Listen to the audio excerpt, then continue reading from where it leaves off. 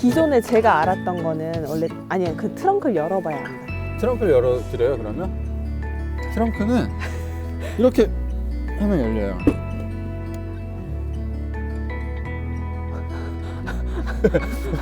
말을 못해.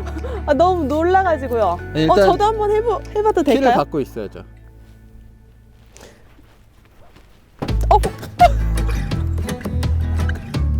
이렇게 하면 되네? 이렇게 차. 아,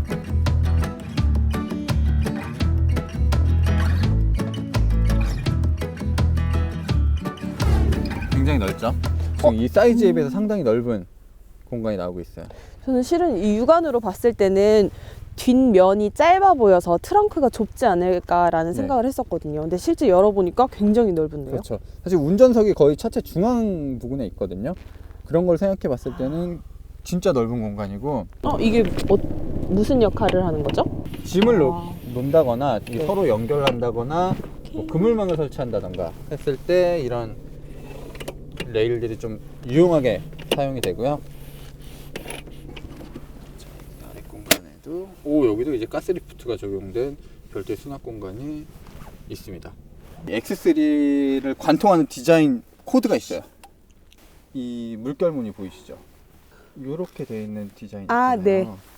이게 X3 안에 엄청 많이 있어요. 오, 그래요? 실내 조명등, 조명등도 그쵸? 이렇게 생겼고, 송풍구 디자인, 그것도 저 디자인이에요.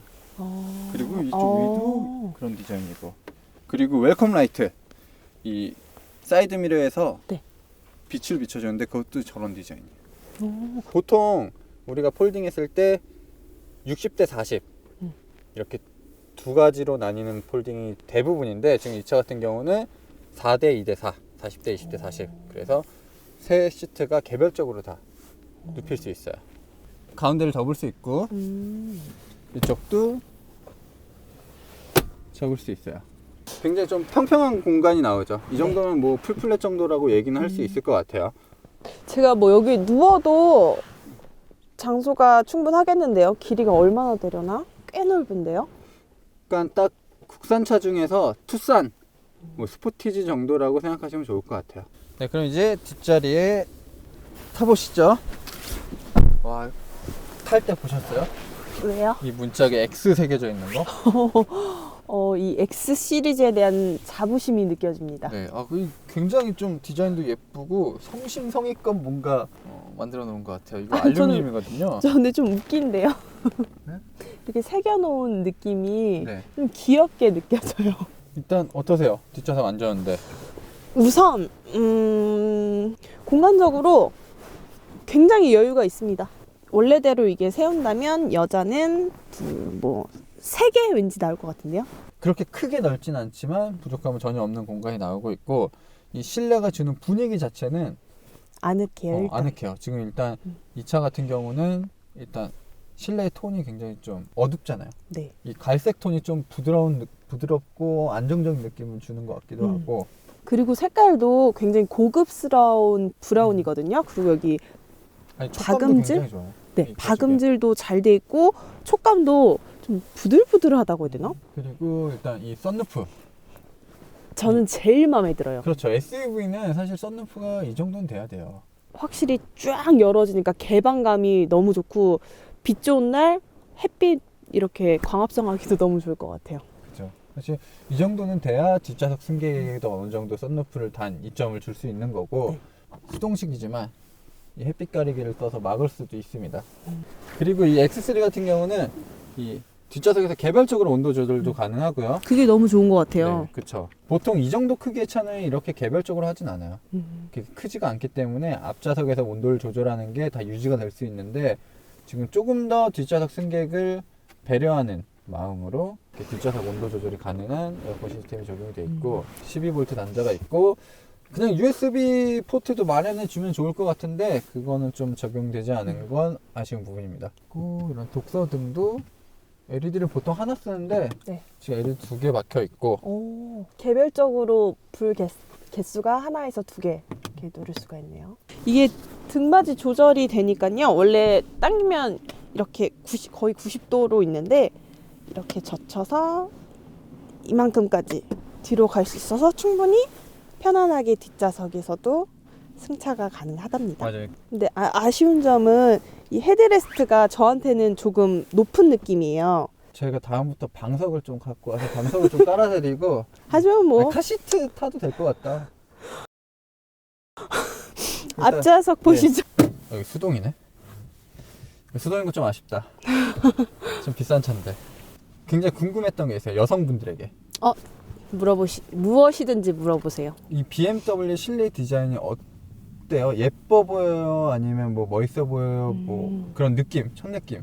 예뻐 보인다기보다 멋있는 거에 가깝고 막 심플하진 않는데 있을 거 다 있는 느낌? 여자가 봤을 때 뭐 예쁜 디자인은 아니죠. 그 벤츠가 훨씬 더 간결하고 심플하긴 해요. 더 버튼 수가 많이 없고 더 터치 방식을 좀 보조기기 방식을 조금 더 활용을 하고 있는데 BMW 같은 경우는 일단 직관성은 그대로 냅뒀어요. 그러니까 뭔가 많이 쓰는 버튼들, 이런 라디오라든지 이런 온도 조절 버튼은 따로 많이 빼놨고 대신 이제 모니터 터치는 요즘 들어서 이제 쓰고 있는 거죠. 원래 BMW 내비게이션이 진짜 형편없었거든요. 진짜 거의 뭐 쓰레기 소리 듣는 그런 내비게이션이었는데 네네. 이게 요즘 국산 업체랑 같이 협력을 해서 지도 데이터를 받고 그렇게 만들어서 지금 여기랑 똑같잖아요, 그림이. 여기 연구소가 있고 여기 우리 온실 카페잖아요, 이거. 그러니까 아까 누가 보면 이게 그냥 실사인 줄 알겠어요. 그냥 카메라로 바로 받은 그래서, 영상 같은. 굉장히 좀 디테일이 많이 좋아졌구나 라는 생각이 들어요. 좀 신기할 정도예요. 바로바로.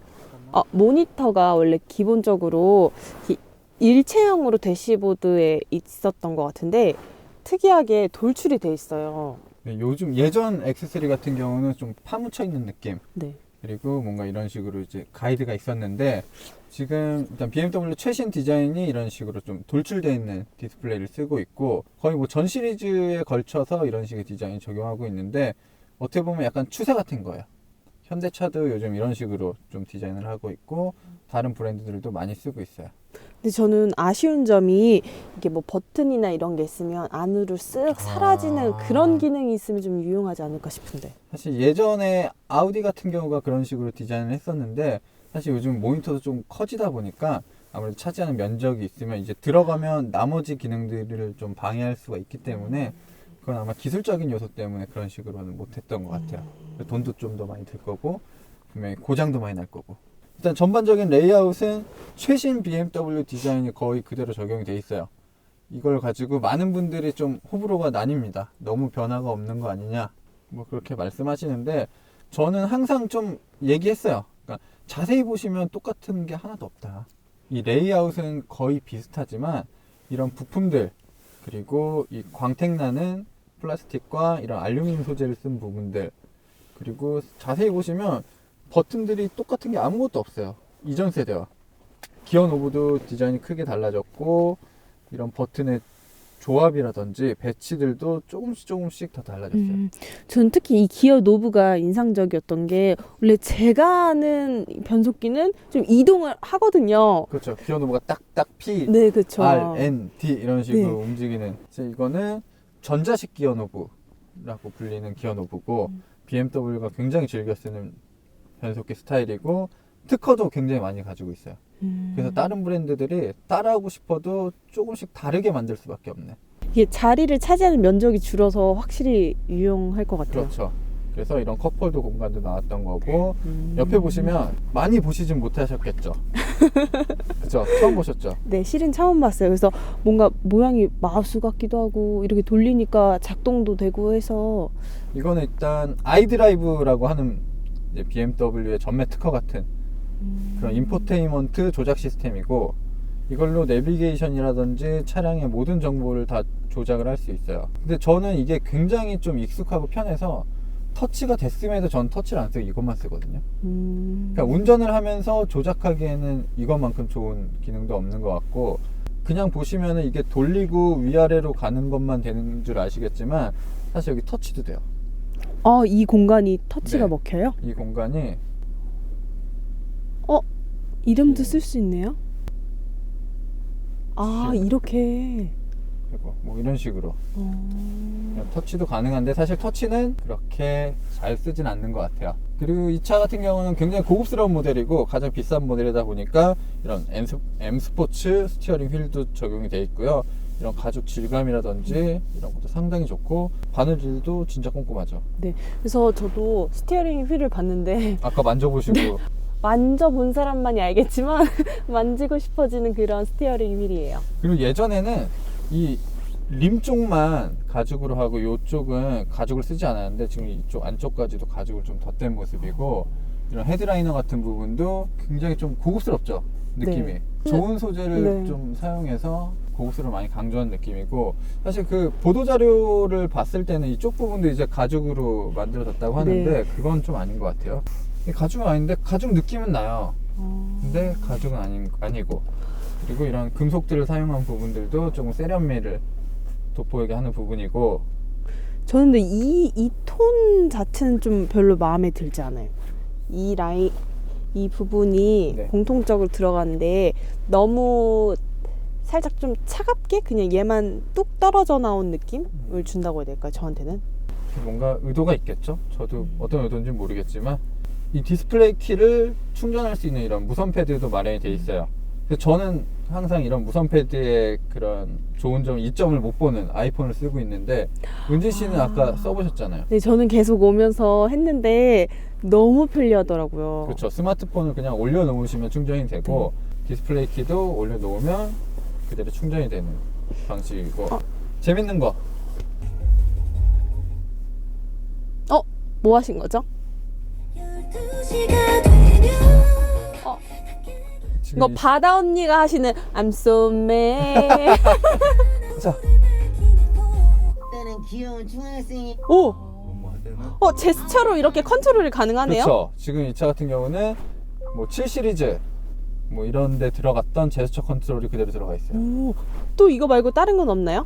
지금 제가 알기로는 총 6가지, 뭐 5가지 정도 모션을 제가 지정을 할 수 있고, 지정이 돼 있고, 이렇게 하는 거, 이렇게 돌리고 볼륨을 높이고 줄이는 거, 그리고 이렇게 전화를 받고 받지 않는 부분, 뭐 이런 것들이 있고, 아직은 좀 개발이 더 많이 돼야 되는, 발전이 더 많이 돼야 되는 시스템이지만 BMW가 하는 얘기는 일단은 뭔가 지금 이렇게 약간 미완성 같지만 넣어놓은 것은 이걸 일단 심어 놓고 고객들에게 의견도 좀 듣고 개선해야 될 부분 무엇인지 좀 발전을 시키겠다, 이런 식으로 해서 제스처 컨트롤을 지금 쓰고 있는데, 저는 이거는 좀 괜찮은 것 같아요. 근데 재밌어요. 이렇게. 이렇게 자꾸 뭔가 이 디스플레이 키에서도 차량의 기본적인 정보들은 조금씩 또 볼 수 있어요. 뭐 라이트가 꺼졌는지, 주행 가능 거리 정보 이런 것도 확인할 수 있고, 출발 시각을 설정해서 온도를 맞출 수도 있고. 그럼 추운 날에 미리 히터 틀어놓으면 좋을 그렇죠. 것 같아요. 보통 출퇴근할 때는 거의 일정하게 나가잖아요. 그 맞아요. 시간을 맞춰 놓으면 굉장히 좀 유용하게 쓸 수 있겠죠. 근데 이게 원래 프리미엄 차량에만 들어가는 거라면서요. 근데 BMW의 이제 고가의 모델만 고가 들어가던 모델. 키였는데 지금 X3까지 내려왔습니다. 기본 적용돼 있어요. 네. 지난 세대는 없었나요? 그렇죠. 이게 나온 지가 얼마 되지가 않았거든요. 자, 그리고 계기판 같은 경우는 역시 거의 모든 BMW와 마찬가지로 12.3인치 디스플레이가 적용이 돼 있고, 모드에 따라서 이런 식으로 계기판이 바뀌는 그런 구성을 가지고 있죠. 지금 이 X드라이브 상태라는 모드가 새로 생겼어요. 좀 그렇게 완성도가 높은 것 같지는 않은데, 지금 어느 정도 차가 기울어져 있는지, 바퀴는 얼마큼 걸렸는지 뭐 이런 것들이 그래픽으로 조금 나오죠. 네, 이게 계산돼서 바로 네. 나오고 있는 거네요. 지금 차가 막 이렇게 돌아가기도 하고 이런 게 생겼는데, 조금 더 발전시키면 좋을 것 같아요. 아직 좀 그래픽이 그렇게 예쁜 것 같지는 않네요. 자, 그러면 이제 엔진룸을 보시고 네. 힘껏 달려보시죠. 네, 또 달리는 차잖아요. 달려야지 또 알 수 있죠. 자, BMW는 본인 여는 게 굉장히 쉬워요. 은진 씨도 쉽게 열 수 있어요. 그럼 아니, 오라는 뜻은 아니었는데. 자, 이런 식으로 2번 당기면 보닛이 열리는데, 보통은 시승기 찍을 때 저희가 이렇게 손가락 넣어서 찾잖아요. 얘는 그냥 이렇게. 맞아요. 막 이렇게 하면서 어디 있지? 자, 이게 바로 BMW에 들어간 직렬 6기통 디젤 엔진. 제가 먼저 봤을 때 가장 느낌이 일반 차와 조금 차별화된 부분, 제가 봤을 때는 일단 엔진이 굉장히 밑에 있어요. 굉장히 낮게 깔려 있어요. 그리고 이 공간이 굉장히 길잖아요.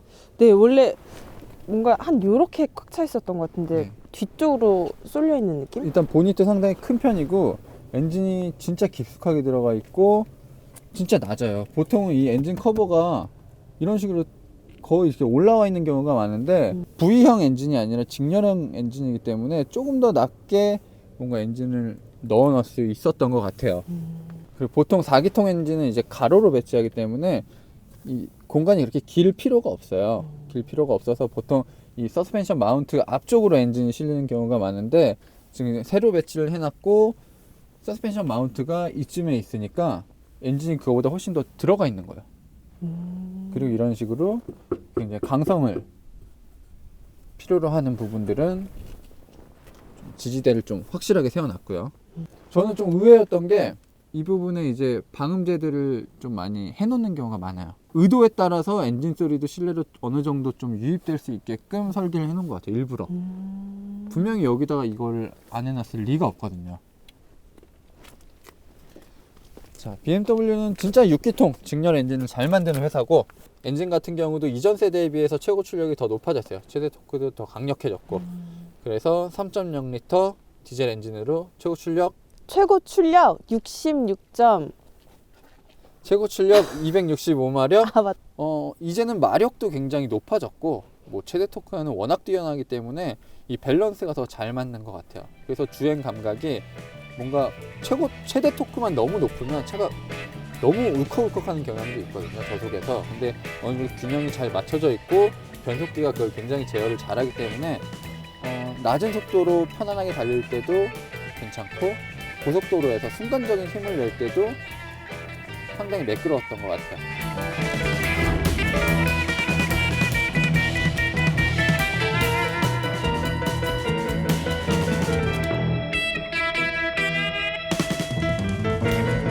엔진에 대한 인식이 어때요? 시끄럽다. 처음에 시동 걸 때도 시끄럽고 달릴 때도 뭔가 달달달 소리가 나고 하여튼 소음이 많다고 들었어요. 실제로 이 작은 차면 작은 차일수록 그 디젤 엔진의 진동이라든지 소음을 피할 수가 없어요, 사실은. 기본 한 6기통 정도 되면 굉장히 엔진이 부드럽고 진동도 서로 상쇄시켜주는 효과가 있어요. 4기통 같은 경우는 떨림도 많고 서로 이제 좀 부딪히는 경우들이 있어서 오히려 좀 진동을 더 막 키우는 경우도 있는데 지금 6기통 정도, 그리고 BMW는 맨 처음에 BMW가 내놓은 차도 6기통이었어요. 맨 처음부터요? 네, 그래서 BMW의 6기통 역사는 굉장히 길고 오래됐기 때문에 노하우도 상당히 많이 있고 BMW가 어떻게 보면 가장 자신 있어 하는 분야 중에 하나인 거죠. 그러니까 엔진 소리도 엔진 소리지만 뭐 밑에서 타이어 소음, 하부 소음, 그리고 뭐 풍절음 이런 것들 자체가 상당히 잘 돼 있는 거 보면 이 밀폐감이 좀 굉장히 뛰어나다. 그렇다고 볼 수 있죠. BMW는 굉장히 오래전부터 전 모델에 이제 8단 변속기를 쓰고 있어요. 변속기가 8단이다 보니까 굉장히 부드럽게 기어를 바꿔줄 수도 있고 때에 따라서는 격하게도 바꿔줄 수도 있어요. 격한 거 한번 들어보고 싶다. 격한 거 엔진 소리 나죠 이제. 지금 제가 엔진 회전수를 높였을 때 이제 비로소 약간의 그런 디젤 음색이 들리는 거예요. 그르르르르르 하는 소리가 들리시죠? 네네. 어떻게 보면 디젤 엔진은 그 특징상 압축비도 상당히 좀 높고 최대 토크가 굉장히 강력해요. 그러니까 힘이 좋아요, 힘이.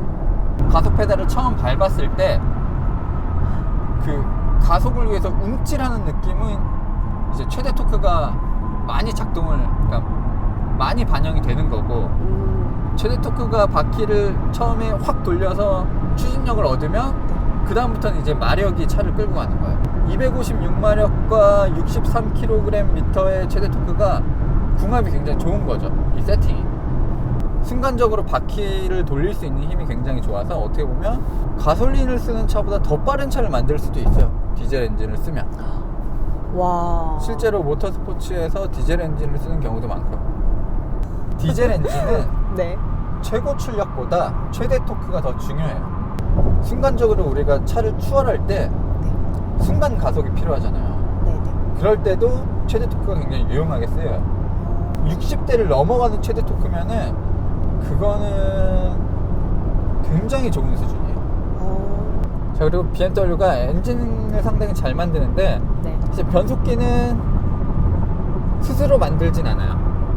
어디서 수입해다 쓰나요? 네, 지금 이제 BMW의 메인이 되고 있는 변속기가 지금 여기 적용된 8단 변속기. 이 독일의 ZF라는 이제 부품 회사가 있어요. 굉장히 세계적이고 유명한 부품 회사고, 특히 변속기 만드는 거에 있어서는 거의 뭐 세계에서 가장 뛰어난 실력을 가지고 있는 회사. 정말 많은 사람들이 극찬하는 변속기 중에 하나예요. 어떤 점이요? 그러니까 이 8단 변속기 같은 경우는 효율도 상당히 좋게끔 해주고 승차감도 좋게 해주고 그리고 약간 스포티한 느낌도 많이 간직하고 있어요. 네, 변속기가 일단 우리가 느끼기 가장 쉬운 거는 이제 반응, 조작했을 때의 느낌들, 이런 감각이 너무 좋아요.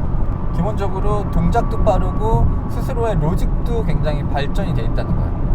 이걸 이제 BMW가 튜닝을 어떻게 하느냐에 따라서도 좀 핵심 포인트가 있는데, 차종마다 조금 다른 성격을 부여해요, BMW가. 이 차는 부드러운 성격이니까 부드러운 면을 좀 더 강하게, 그러니까 기어비를 좀 다르게 설정한다거나 로직을 바꿔놓고 좀 스포티한 차, 그런 차들은 반응도 좀 더 빠르게 해놓고 변속 충격이라든지 이런 부분도 느낄 수 있게 설정을 잘 해놔요. 그러니까 이거는 뭐 ZF 변속기도 좋지만 이걸 좀 다룰 줄 아는 BMW의 능력도 좀 좋다고 봐야겠죠. 그러니까 두 회사의 궁합이 잘 맞는 것 같아요. 변속기가 좋다 보니까 엔진 성능이 조금 더 적극적으로 느껴지게 되는 거예요. 원래 힘 좋고 이렇게 그런 차들은 기름을 많이 먹는다고요. 맞죠. 그게 어쩔 수 없는 거예요. 그러니까 네. 힘이 좋으면 연비가 떨어지는 거. 이거는 좀 여전히 풀어나가야 할 기술적인 문제 중에 하나인데, 디젤 엔진은 어느 정도의 힘과 어느 정도의 연비를 모두 좀 만족시킬 수 있고 BMW가 그 부분에서는 굉장히 잘하고 있어요. 그래서 연비가 한 어느 정도 나오죠, 보통? 공인 연비가 우리가 최근에 탔었던 캠리 하이브리드보다 조금 낮을 거예요. 그래도 낮긴 하네, 캠리보다는. 대신 이 차는 크고 더 무겁잖아요. 힘도 좋고. 네. 그런 걸 감안했을 때는 굉장히 좀 좋은 연비를 확보하고 있죠. 또 그 디젤이어서 그런 것도 있지 않을까요? 그렇죠. 디젤이 기본적으로 연비가 조금 더 좋죠. 그러면 BMW의 사륜 구동의 매력? 특징은 뭐예요? 일단 BMW 사륜구동의 가장 편한 점 중 하나는 내가 무언가를 할 필요가 없어요. 무슨 말이죠? 그러니까 별도로 제가 무슨 조작을 할 필요가 없는 거예요. 그러니까 일반적인 무슨 G4 렉스턴 같은 경우, 이제 우리나라에 몇 안 남아있는 파트타임 사륜구동인데 그 차 같은 경우는 때에 따라서 내가 주행 모드를 돌려줘야 그 차의 구동 방식이 바뀌어요. 평소에는 후륜이었다가 뭐 사륜, 뭐 사륜 로우 이런 식으로 제가 임의적으로 설정하는 방식인데, 지금 이 차 같은 경우는 타이어의 미끄러지는 정도, 차의 속도, 여러 가지를 스스로 파악하고 컴퓨터가 이것을 분석해서 구동력을 배분하는 거예요.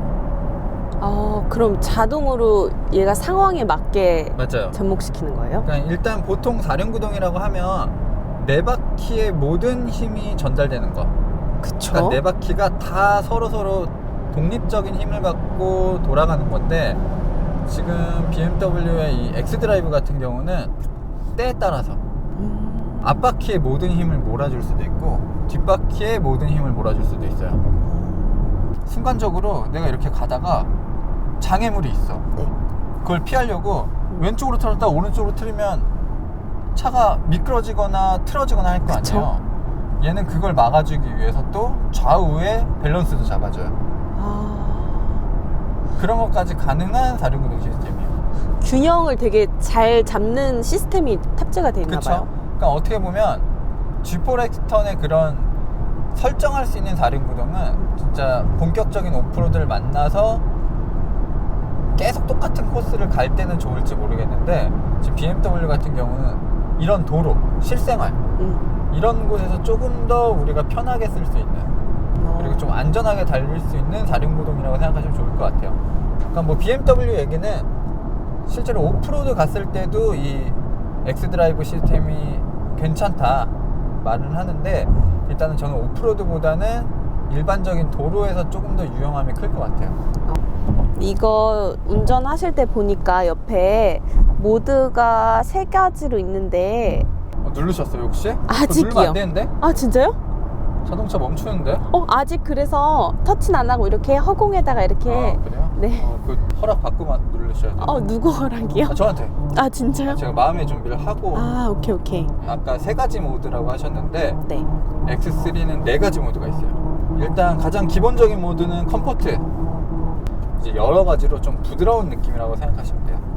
승차감이라든지 이런 조향감과 엔진의 반응 이런 것들이 굉장히 좀 균형적인 세팅이라고 보시면 되고 그냥 도심에서 타고 다니실 때 하시면 굉장히 좋을 거예요. 그냥 평범한 그렇죠. 보통. 출퇴근할 때 편안하게 몰 때 이제 컴포트 모드를 쓰시면 되고 자 에코프로 이름에서도 알 수 있죠. 뭔가 연비가 좋을 것 같은? 맞아요. 이거는 연비에 최적화된 세팅. 낭비되는 에너지를 절약하고 과소비 못하게끔 만들어주는 시스템이에요. 저기 색깔도 바뀐 것 맞아요. 같아요. 이 계기판의 느낌도 바뀌죠. 네. 뭔가 친환경적으로. 하늘 색깔로. 그리고 여기 자세히 보시면 이 주유소 표시가 있고 플러스하고 거리가 나와요. 여기 이게- 플러스 0.1 이거요? 네, 이게 뭘 뜻하냐면 컴포트 모드보다 에코프로 모드로 갔을 때 요만큼을 더 갈 수 있다. 지금 저는 에코프로 모드를 놓고 200m 이득을 본 거예요. 똑같은 기름으로 더 맞아요. 많이 갈 수 있다. 그 얘기를 해주고 있는 거예요. 스포츠가 그냥 스탠다드가 있고 플러스 세팅까지 있네요. 보통 여기 이제 스포츠 플러스가 따로 있는 경우가 있는데 지금 스포츠 모드에서도 네. 스탠다드 플러스 인디비주얼 이런 식으로 여기서 3가지로 나뉘나요? 네, 여기서 또 3가지로 조절할 수 있는 부분이 있고 네. 스포츠 모드는 아시겠죠? 말 안 해도 엔진을 조금 더 적극적으로 쓰고 스티어링 휠의 기어비도 좀 달라지고 모든 뭔가 이 차의 감각이 더 날이 서 있는 그런 세팅이에요. 차가 조금 휘청거린다 네. 뭐 넘어갈 것 같다 그러면 이제 안전장비 전자장비가 개입을 해서 엔진을 좀 성능을 좀 막아두던가 브레이크를 잡는 경우가 있는데 지금 스포츠 플러스 같은 경우는 그런 것들을 조금 풀어주는 경향도 있어요. 네가 알아서 해봐, 네가 컨트롤해, 약간 이런 느낌도 주는 모드예요. 그리고 한 가지가 더 있어요. 은지 씨가 몰랐던 거. 이거 어댑티브. 어댑티브? 이것도 버튼이에요. 어댑티브를 누르면 얘가 스스로 파악하는 거예요. 이거는 이제 주행 모드를 바꿔주는 건데 제가 빨리 기다리잖아요. 스스로 스포츠 모드 설정을 해버려요.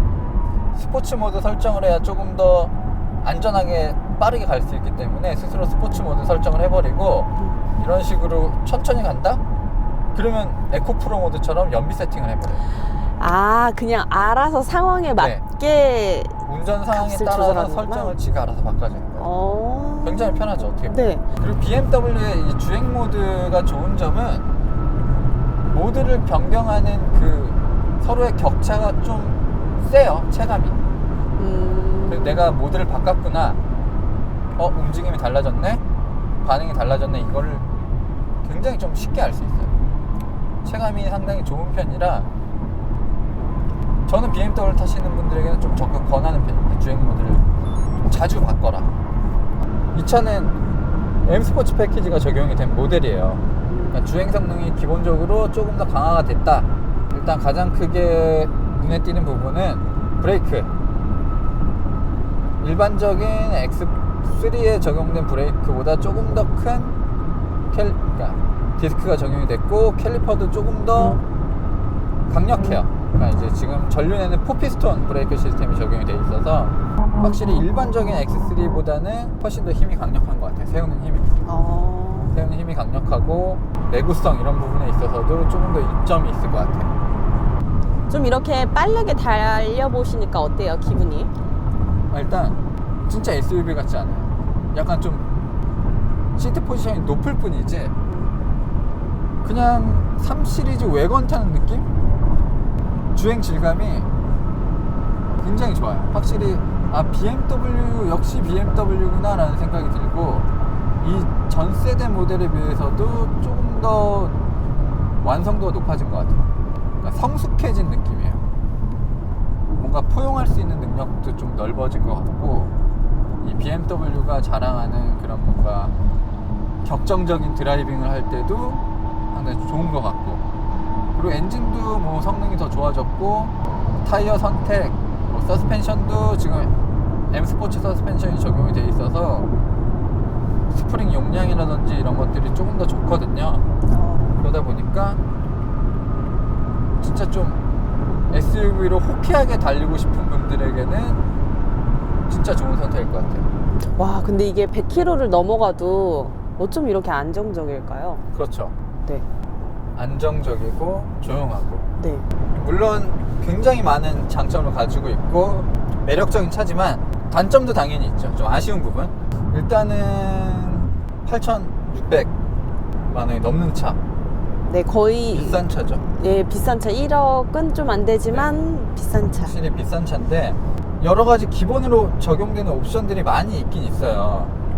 뭐 7 시리즈, 뭐 5 시리즈에 적용되는 디스플레이 키도 적용이 돼 있고 지금 M 스포츠 패키지도 들어가 있고 이전 세대보다 좀 고급스러워진 부분도 많고 이런 가죽 시트도 상당히 좋아요. 네. 근데 최근에 BMW가 자랑하던 것들이 있어요. 어떤 거요? 반자율 주행 시스템. 그러니까 요즘은 자동차가 풀 체인지 된다고 해도 이전 세대와 크게 달라지진 않아요. 이미 기술적인 완성도가 한계치에 다다르고 있기 때문에 정말 미미한 변화들만 있고 대신 거기에 새로운 걸 넣어줘야 사람들이 혹할 거 아니에요. 그쵸. 그래서 그런 반자율 시스템이라든지 여러 가지 첨단 기술을 넣는데 어떻게 보면 X3는 그런 부분에서는 조금 부족한 느낌.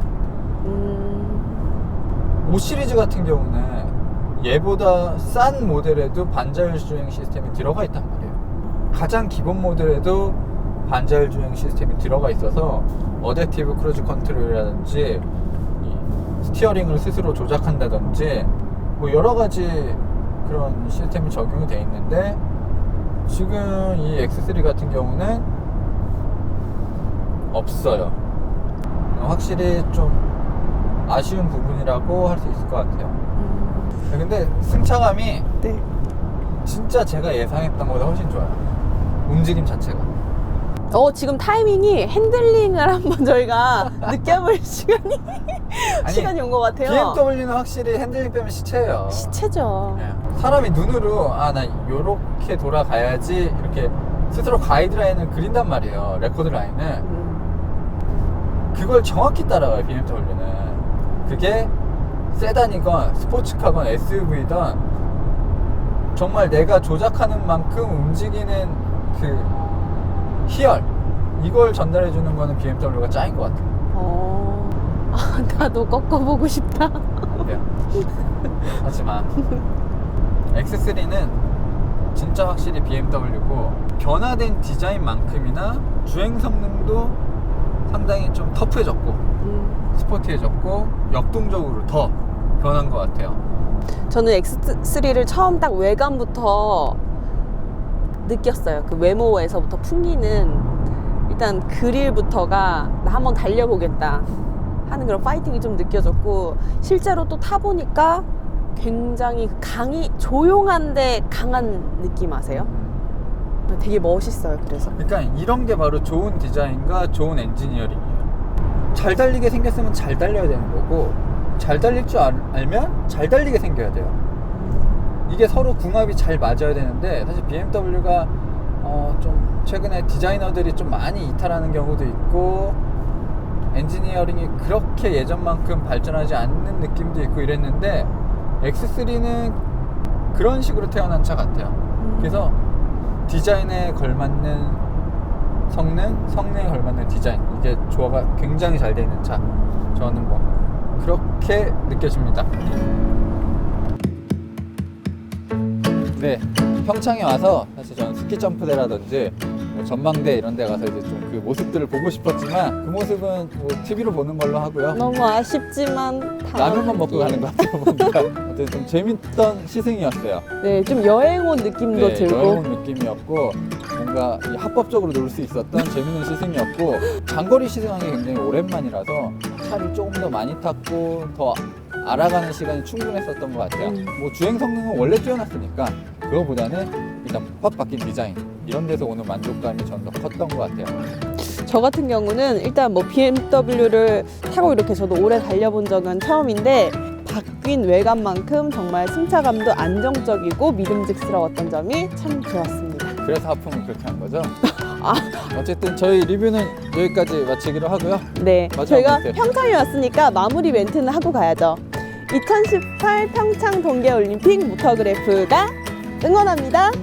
모터그래프가 응원합니다. 모터그래프가 응원합니다. 네, 저는 지금까지 모터래프 김상영이었습니다. 저는 모터그래프 김은진이었습니다.